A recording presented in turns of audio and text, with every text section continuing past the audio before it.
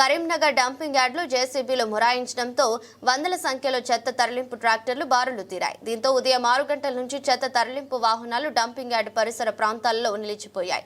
దాదాపుగా 200 చెత్త తీసుకువచ్చే వాహనాలు హైదరాబాద్ రామగుండం బైపాస్ రోడ్లో భారీగా నిలిచిపోవడంతో ట్రాఫిక్ ఏర్పడింది. కాగా వాహనాలు ఉదయం నుండి నిలిచిపోయినా అధికార యంత్రాంగం పట్టించుకోకపోవడంతో పారిశుద్ధ్య కార్మికులు గంటల తరబడి అక్కడే వేచి చూస్తున్నారు. ఉన్నారు 3 days నుంచి ఇక్కడ ఒక జేసీబీ వెహికల్ ఆగిపోయింది. దానికి కేవలం గ్రీజింగ్ ఇంకేదో చిన్న ఐటమ్ పోయి 15,000 రూపాయలతోని ఖర్చుతోని అది సెట్ అవుతుంది. అంత మందం కూడా డబ్బులు లేవు మన గవర్నమెంట్ దగ్గర, మన అధికారుల దగ్గర. పాపం స్మార్ట్ సిటీలో వాళ్ళకి ఎలాంటి డబ్బులు రావట్లేదు కదా, అందుకే ఈ చిన్న పనిని కూడా చేయలేక మున్సిపల్ సిబ్బంది 2 కిలోమీటర్ల దూరం వరకు వెహికల్స్లలో వెయిట్ చేస్తున్నారు. పొద్దున 6 గంటలకు వచ్చేది వాళ్ళు తిండి తిప్పలు లేకుండా మొత్తం రోడ్ల మీద కూర్చున్నారు. మీరు అక్కడ ఒక పెద్ద సీసీ కెమెరా పెట్టుకున్నారు కదా, మరి దాన్ని ఎందుకు పెట్టుకున్నారు? అది ఓన్లీ అందరు చూడడానికి మాత్రమేనా? ఎవరైనా వచ్చి చూస్తే ఇంత మెయింటెనెన్స్ నడుస్తుంది అని చూపించుకోవడానికి? ఇదంతా 3 days నుంచి అక్కడ ఒక వెహికల్ ఆగిపోతే ట్రాక్టర్లు పోలేని పరిస్థితుల్లో మీకు ఎలాంటి చలనం లేకుండా ఎందుకుంటున్నారు? ఇంత కూడా చిత్తశుద్ధి లేకపోతే కరీంనగర్ మొత్తం జనాలు, ఒక్క మేం కాదు ఇక్కడ సఫర్ అయ్యేది, కరీంనగర్ మొత్తం, అందులో పాలకులు కూడా ఉన్నారు. మరి మీకు ఎందుకు ఆలోచన వస్తలేదు? ఇంత మేము చుట్టుపక్కల వాళ్ళ ఇబ్బంది పడుకుంటూ ముందుకు వస్తున్నాము, మీకు ప్రాబ్లం మీ ఇంటి దాకా వచ్చేదాకా మీరు రారా? మరి కొంచెం దయచేసి రాజకీయాలు, పార్టీలు, ఓట్లు వీటి కోసమే కాకుండా మనుషుల ఆరోగ్యం కోసం కూడా ఆలోచించండి. దయచేసి మా గోడు వినిపించుకోండి. అధికారులందరికీ కొంచెం నమస్కరించి చెప్తున్నాము, మా చుట్టుపక్కల వాళ్ళ ప్రాణాలను కాపాడండి దయచేసి. మున్సిపల్ వ్యవస్థని వెన్నంటి నడిపిస్తే కూడా నడవని పరిస్థితి కనపడుతుంది. గత 6 నెలల నుంచి కూడా మేము ఏసీగా ఏర్పాటు చేసి డంప్యార్డు బాధితుల సంఘంగా ఏర్పాటు చేసి ప్రతి ఒక్క విషయాన్ని కూడా కూలంకషంగా మున్సిపల్ కమిషనర్ గారికి, కలెక్టర్ గారికి దృష్టికి తీసుకెళ్ళినా కూడా అప్పటి మాత్రమే అన్నంత మాత్రంగానే చర్యలు చేపడుతున్న దుస్థితి కనబడుతుంది. ఇప్పుడు చూస్తున్నాం అక్కడ జేసీబీ గత 3-4 రోజుల నుంచి కూడా మొరాయించి కూర్చుండడం వల్ల దానికి జస్ట్ 10-15 వేల రూపాయలు కూడా వెచ్చించి ఖర్చు పెట్టలేని స్థితిలో మన మున్సిపల్ వ్యవస్థ ఉందంటే ఎంత దుర్భరం ఇది. పాలకులారా, సిబ్బంది, మున్సిపల్ సిబ్బంది ఇప్పటికైనా పట్టించుకోండి, మా ఆరోగ్యాలను కాపాడండి.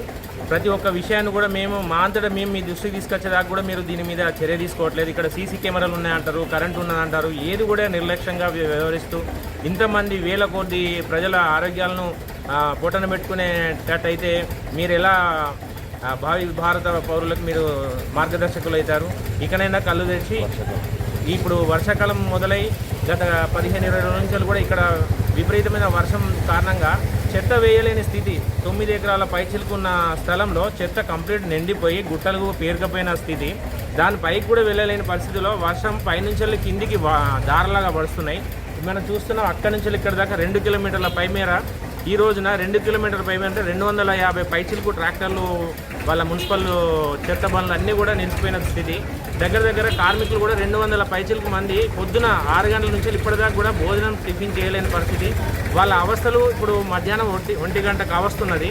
వాళ్ళ అవస్థలు చెప్పుకోలేని దుస్థితిలో ఉన్నాయి. వాళ్ళ ఆరోగ్యాలు కానీ, ఇక్కడ చుట్టుపక్కల ఉన్న ప్రజల ఆరోగ్యాలు కానీ, మా పిల్లల భవిష్యత్తు కానీ మీ చేతుల్లో పెట్టి మేము ఎన్ని రోజులు ఇలా మేము ఎదురు చూడాలండి? ఇకనైనా కళ్ళు తెరిచి అతి తొందరగా దీనిపైన డంప్యార్డ్ పైన శాశ్వత పరిష్కారం కోణంలో ఆలోచన చేసి మాకు రక్షణ కల్పించగలని కోరుతున్నాం. దీని గురించి కూడా మాట్లాడతాం. రైట్. ప్రజాపాలకులారా, అందరికీ నమస్కారం తెలియజేస్తూ, పోతిరాంపూర్లో ఉన్నటువంటి డంప్యార్డ్ వెనకాల కనబడుతున్నటువంటి డంప్యార్డ్ ఏదైతే ఉందో, డంప్యార్డ్ను గురించి క్లీన్ చేసేటువంటి పారిశుద్ధ్య కార్మికులు వాళ్ళు తీసుకొచ్చేటువంటి వెహికల్స్ ఇక్కడ నుంచి వెళ్ళి ఒక 2 కిలోమీటర్ల మేరకు లైన్ కట్టి ఉన్నాయి. వాళ్ళందరూ కూడా ఉదయం 6 గంటల నుంచి వెళ్ళి ఇప్పటి వరకు 1 అవుతుంది. ఇప్పుడు ఈ దుర్గంధంలో, ఇటువంటి కాలుష్యంలో వాళ్ళు జీవన విధానాన్ని మన కరీంనగర్ను క్లీన్ సిటీగా చేయడానికి వాళ్ళు చేసే ప్రయత్నానికి ఇక్కడ ఉన్నటువంటి మిషనరీ ఖరాబ్ అయ్యి, ఆ మిషనరీని ఒక 5 నుంచి 10,000, 15,000 రూపాయల ఖర్చుతోటి వాటిని రిపేర్ చేయాల్సినటువంటి ప్రజాపాలకులు, ప్రజా యొక్క ఆరోగ్య సమస్యల గురించి పట్టించుకున్నటువంటి మున్సిపల్ కార్పొరేషన్ కమిషనర్ కానీ, కలెక్టర్ కానీ, మున్సిపల్కి సంబంధించినటువంటి వాళ్ళు ఎవరు కూడా పట్టించుకోకపోవడం వల్ల ఈరోజు ఇక్కడ డంప్ యార్డ్ అనేది గుట్టలుగా పెరుగుతూ, ప్లస్ వీళ్ళ కార్మికులకు కూడా ఇబ్బంది అవుతుంది, అట్లనే ప్రజలకు కూడా అనారోగ్యం అవుతుంది. ఒకటి దయచేసి గమనించండి, 100 కోట్లు సంపాదించినటువంటి వ్యక్తి కూడా చనిపోతే తెల్లారి కార్యక్రమానికి అంత్యక్రియలు చేయడానికి ఫ్రీజర్ తీసుకొచ్చి ఫ్రీజర్లో పెడుతున్నాము. ఒక నలుగురు మోసి తీసుకుపోయి ఆ శవాన్ని తీసుకుపోయి అంత్యక్రియలు చేస్తున్నాం. అంటే తీసుకువెళ్ళేటప్పుడు ఒక రూపాయి కూడా ఒక మనిషి తీసుకెళ్ళలేడనే సత్యం మనకు తెలుసు. అటువంటిది ఒక డంప్ యార్డ్ను కొన్ని సంవత్సరాల నుంచి ఇక్కడ మన కరీంనగర్కు మరియు ప్రారంభ ద్వారంలో హైదరాబాద్ నుంచి వచ్చేటువంటి అధికారులకు, నాయకులకు, ముఖ్యమంత్రికి వెల్కమ్ చెప్తూ పొగ ద్వారా, వాసన ద్వారా, దుమ్ము ధూళి ద్వారా వెల్కమ్ చెప్తున్నటువంటి కరీంనగర్ నగరపాలక సంస్థ అయింది. ప్రజాపాలకులారా, ఇప్పటికైనా కళ్ళు తెరవండి. మీరు ప్రజల యొక్క ఆరోగ్యాన్ని పట్టించుకోండి. ఈ ఆరోగ్యాన్ని పట్టించుకోవడానికి మీకు వేల కోట్ల నిధులు అవసరం లేదు, వందల కోట్ల నిధులు. స్మార్ట్ సిటీ అంటున్నాం, మనం స్వచ్ఛ భారత్ అంటున్నాము. కానీ మీరు చేసేటువంటి ఏదైతే కార్యక్రమం ఉందో చిత్తశుద్ధితోటి ప్రజల ఆరోగ్యం కోసం ఈ డంప్ యార్డ్ను నిర్మూలించి ఇక్కడ నుంచి తీసివేసి వేరే చోటకు తరలించి అక్కడ కూడా మెషినరీ ఏర్పాటు చేయమంటున్నాం మేము.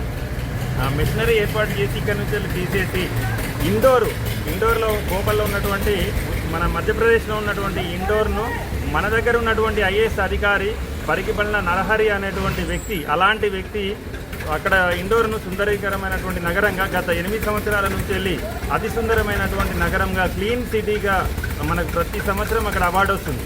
వాళ్ళని చూసి నేర్చుకోవాల్సిన అవసరం ఉంది. ఈ మధ్య కాలంలో మా గోడు విని, మా ప్రజల యొక్క మొర విని ఒక ముఖ్యమైనటువంటి వ్యక్తి వెలిచాల రాజేందర్ రావు పార్టీలకు అతీతంగా ఇక్కడికి వచ్చి విజిట్ చేయడం జరిగింది. ఆయన ద్వారా కూడా మేము రిక్వెస్ట్ చేశాము, ప్రజాపాలకులకు కూడా రిక్వెస్ట్ చేశాము. అందరూ కలిసికట్టి పార్టీలకు అతీతంగా మీరు ముందుకు రండి, ప్రజల యొక్క ఆరోగ్యాన్ని కాపాడండి. దయచేసి మీకు పాదవందనాలు తెలియజేస్తూ ఇప్పటి నుంచి వెళ్ళన్నా కాస్త దీని మీద దృష్టి పెట్టండి. ప్రతిదీ కూడా రాజకీయ కోణంలో చూడకండి, ఎలక్షన్ల కోణంలో చూసి ఓట్ బ్యాంక్ ఏమొస్తుంది అనేది చూడకండి.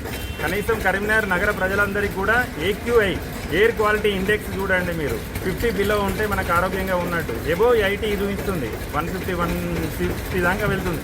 సో గాలి ద్వారా వచ్చేటువంటి కలుషితమైనటువంటి ఏదైతే మనం శ్వాస తీసుకుంటున్నామో రకరకాల జబ్బులు వస్తున్నాయి. కాబట్టి ఇప్పటికైనా పట్టించుకొని దీన్ని నిర్మూలించే చర్యలు చేపట్టాలని కోరుకుంటున్నాము.